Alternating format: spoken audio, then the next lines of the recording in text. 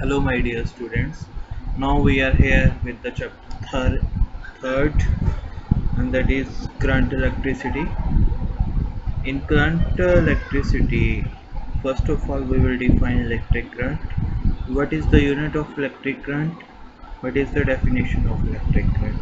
Current is a rate of flow of electric charge that is defined by I is equal to dq by dt, where dq is the small charge and dt is the small time, and the units of electric current is charge divided by time. Charge के unit क्या है? Coulomb divided by second. Second is the unit of time, so इसके unit हो गए coulomb per second. Now we call it coulomb per second. 1 coulomb divided by second is equal to 1 ampere. So 1 ampere is a that much electric current when 1 coulomb of charge flow through the conductor in 1 second time. Now we come to the electric density. When we divide this electric current with the area, then it will become current density. That means current density is a basically current flowing through unit area of cross section of the conductor. So that means the unit of SI unit for the current density is current unit of current divided by unit of area, that is uh, ampere per meter square. So ampere is unit of current and meter square is a unit of area. Therefore the current unit of current density will become ampere per meter square. Now we come to the another definition of drift velocity, which is very important.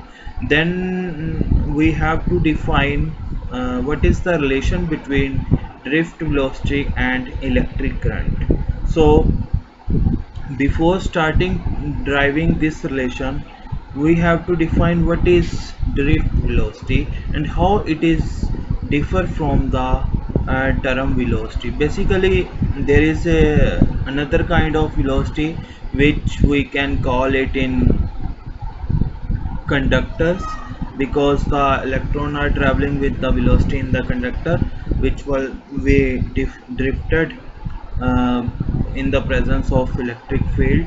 So that is why its name is drift velocity.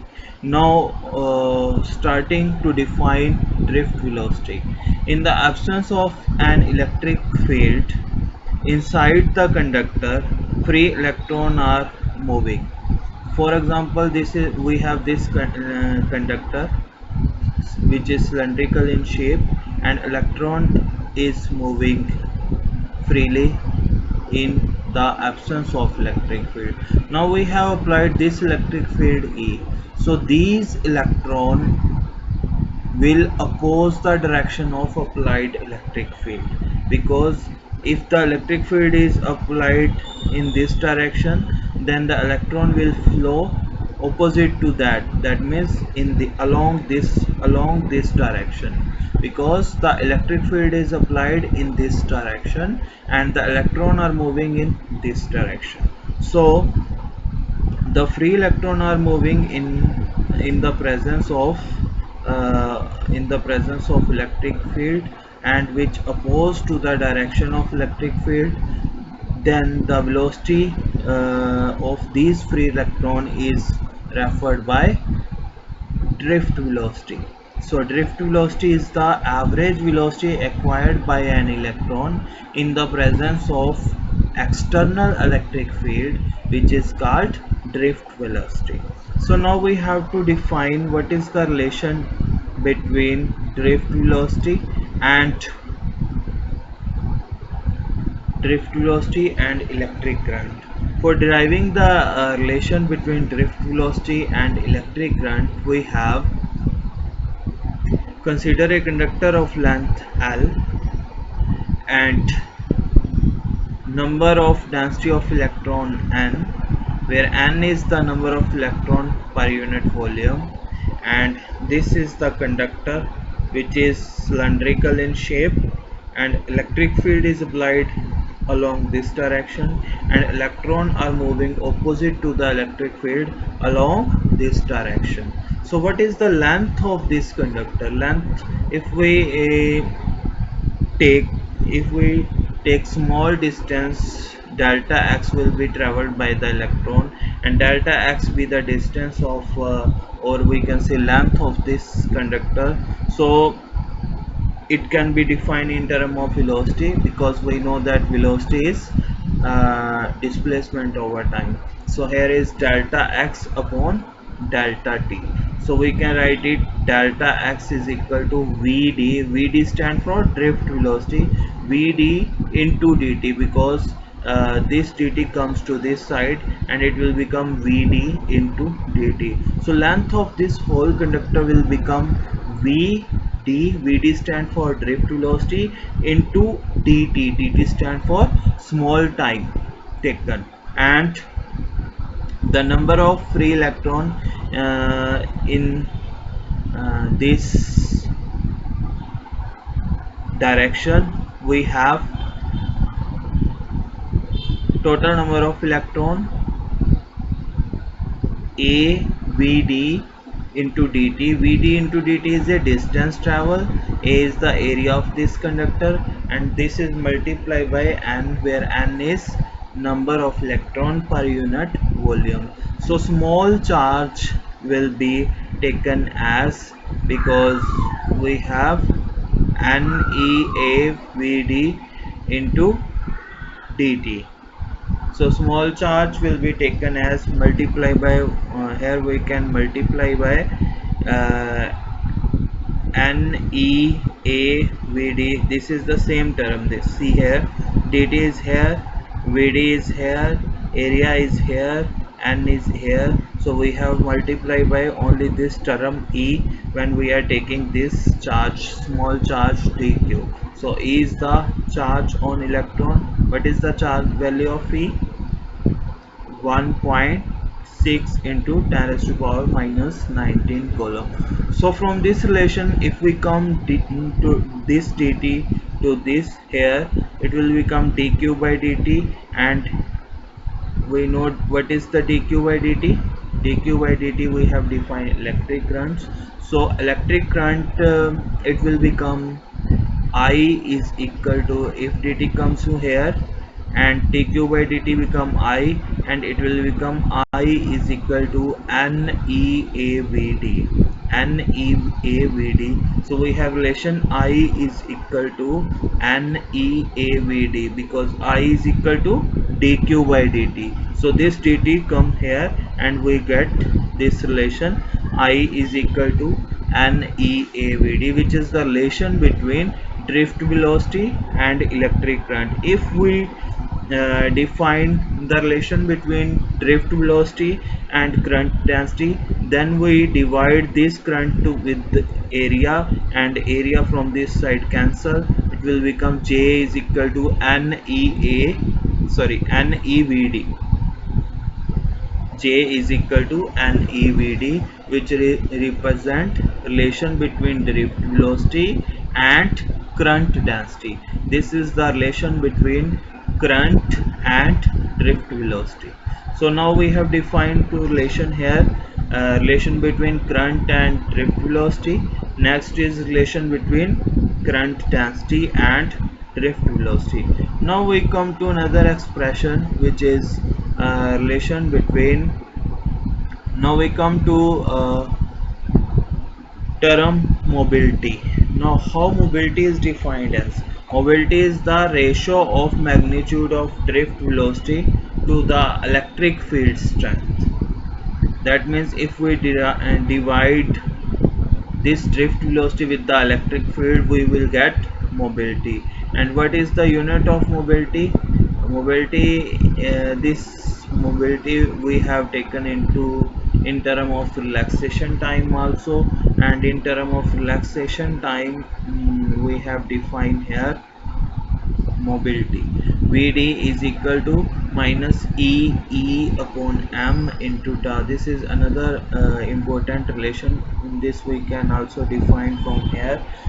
First of all we will define this and then we will come to the next. Okay, so now the relation between drift velocity and relaxation time. So as you know this equation, v is equal to u plus at. Here t replaces with the relaxation time tau, and initially we have velocity vi, and finally it will become vd. So if now from this relation we put the value of a here, a is equal to minus e upon m. This comes from the f is equal to minus e, and as we know that f is equal to ma, so we get the value of a here minus e upon m. So we put the value of a here minus e upon m into tau, and now we come here. If we put the vi is equal to 0 in that relation, then we will get expression for the drift velocity. This relation describes the relation between drift velocity and relaxation time tau, which is directly proportional to tau. Drift velocity is directly proportional to tau. Basically, what is relaxation time? Relaxation time is the time taken for the electron to relax after the collisions in conductors. Okay, so now we come to the mobility, and mobility is basically mobile means moving. So mobile charges are basically used for the or responsible for the conductivity. So here we have taken mobility. I have discussed earlier. If we divide drift velocity with the electric field, we will get expression for the mobility, and the unit of mobility is coulomb meter per newton per second, or we can say meter square per volt per Simon square. Simon is the unit of conductivity. Here S is Simon and here S is second. Okay, now again we come to the distinguish between emf and potential difference. Here this part is very important, and this is also important according to the examination point of view. What is difference between emf and potential difference? Em is the difference in potential. Basically em is also potential difference, but there is only one thing, is that when no current is drawn from it, in case of cell EMF, then it is referred as EMF. Means EMF is the difference in potential between the terminal of the cell when no current is drawn from it. Okay, but potential difference is the difference in potential between the terminal of cell when there is 2 point in the circuit and current is drawn from the cell. So this gives the, here we are defining current is drawn from the cell, then it will gives potential difference. When no current is drawn from it, then it will provide EMF. So this is the basically difference between the EMF and electrical potential difference. So now we come to the Ohm's law. Ohm's law is very important, and you know what is Ohm's law? Ohm's law is basically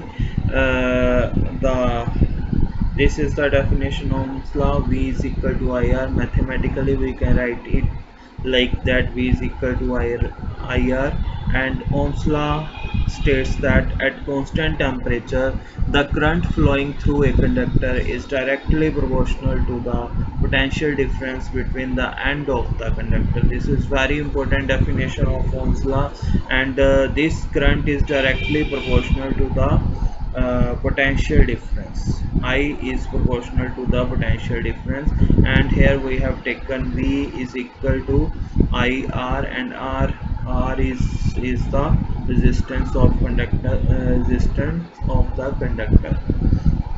Now we have to define this resistance. What is the resistance? And resistance is basically the ability of conductor to oppose the electric current. Ability means the resistance means there is some kind of disturbance. So we have referred here a term ability of conductor to oppose electric current, means which disturb the electric current. So this is referred as a resistance. Resistance comes from the word resist, and resist means disturbance. It is the ability of a conductor to oppose the electric current, and the unit of resistance is ohm. One ohm can be defined as the ability of conductor to oppose the electric current of 1 ampere. Now, which factor affects the resistance of the conductor? First, nature of the material, then length of the conductor, area of cross section, and temperature. This depends on the this affects the resistance. Now we come to the definition of resistance. R is proportional to L. L is the length of conductor and inversely proportional to the A area.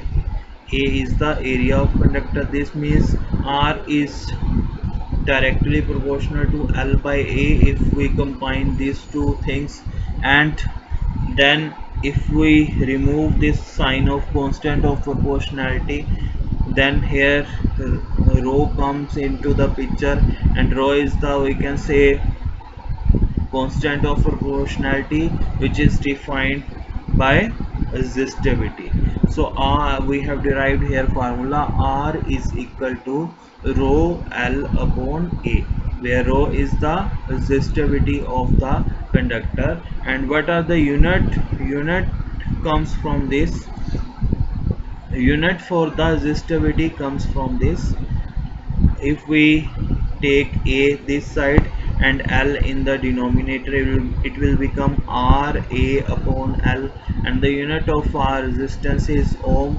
Area upon length means only one length is here, so it will become ohm meter. So ohm meter is the unit of resistivity. So now how can we define resistivity? If we put here, we have defined this formula, R is equal to rho L upon A. L comes here and A comes here. So if we put here value of A is equal to 1 meter square, value of L is equal to 1 meter, then rho is equal to R. That means the resistivity of the material of conductor is defined as a resistance of the conductor having unit length and unit area of cross sections. That means rho is equal to R, unit length and unit area of cross section. This will gives the definition of resistivity of the material.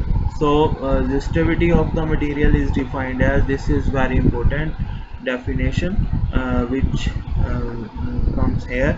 And now we next comes to the conductance. Conductance is the reciprocal of resistance. So conductance is the reciprocal of resistance. That means it has unit ohm inverse. From this formula, C is equal to 1 by A R, and R is the resistance of any material. So unit of conductance is ohm inverse. From this formula we have ohm inverse. So that means conductance we have calculate here, the unit of conductance is ohm inverse. So that means we can also write ohm inverse as a mho. This is a standard convention to writing the term conductance. Now we come to the conductivity. Conductivity is the reciprocal of resistivity. So resistivity has unit ohm meter, then the unit of conductivity will be the ohm inverse per meter. So now we have defined here two term. Resistance and conductance are also mutually reciprocal to each other. Conductivity and resistivity are so mutually reciprocal to each other. So there are four kind of terms. Now which effect to the resistivity? Again, nature of material and temperature which effect to the resistivity. Now we come to the another part, which is Ohm's law.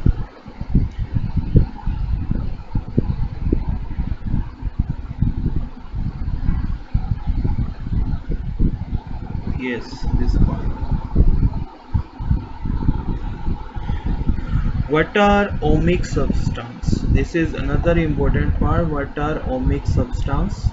And ohmic and non-ohmic graph. This is also called linear and non-linear VI characteristics, because V is along x-axis and I is along y-axis. I stand for electric current and V stand for voltage. So now we have to derive ohmic characteristics. Now what is ohmic characteristics? They are ohmic characteristics, or we can say ohmic substance. So what is ohmic substance? These are substance which obeys Ohm's law. Ohm's law is V is directly proportional to I. That means the graph between V and I is linear in nature. Okay, now if we come to the non-ohmic part, then in case of non-ohmic part, the graph between V and I is non-linear in nature. Non-linear in nature. So we have now non-linear, that means graph is like this. So if the graph between V and I is straight line, then we can say Ohm's law is valid. And in case of non-ohmic conductor, they does not follows the Ohm's law, and the graph is this type, means non-linear in nature. That means V does not directly proportional to I. That means it does not follows the Ohm's law, and the conductor which does not follows the Ohm's law is referred as non-ohmic conductor. And these are the example of non-ohmic conductor, like semiconductor, diode, vacuum tubes, and electrolytes. These are in the category of non-ohmic conductor. So this is again one of the important question. Ohm's law is not universal law, because all the material does not follows the Ohm's law. There are also materials which does, like semiconductor, electrolyte, diodes, which do not follows the Ohm's law. So we can say here Ohm's law is not a universal law.